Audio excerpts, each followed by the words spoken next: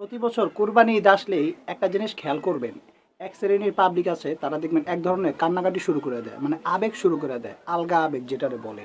গরুর চোখের পানি, রাখালের চোখের কান্না এবং রাখাল গরু একসাথে সময় কাটানো, যত আবেগ ঘন মুহূর্ত, এগুলি নিয়ে স্ট্যাটাস তৈরি করে এবং এগুলি নিয়ে পোস্ট করে এবং এইটা বুঝাইতে চায় যে কোরবানি একটা নিষ্ঠুরতা, মানে এরকম একটা ভাব মানুষের ভিতরে ঢুকায় দিতে চায়। এরা সূক্ষ্মভাবে এমন একটা আবেগ ঢুকায় দেয়, খেয়াল করবেন যে গরুরে অতি ভালোবাসা, অতি মায়া করা, এগুলাই মেন। আর কুরবানি করাটা একটা নিষ্ঠুরতা। কিন্তু ভুলা গেলে চলবো না যে কুরবানি এটা কোনো আবেগ না, এটা হযরত ইব্রাহিম আলাইহিসসালামের আত্মত্যাগ, আনুগত্য আর তাওহীদের প্রতীক। এই আবেগী কান্না আর মায়া মানবতার আড়লে অনেকে এই মানুষগুলারে মানে কোরবানির মূল উদ্দেশ্য থেকে দূরে সরাইয়া দিতেছে।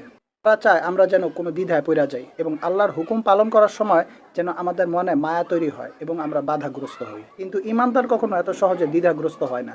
তাদের আবেগ, ভালোবাসা সবকিছুই আগে আল্লাহর জন্য।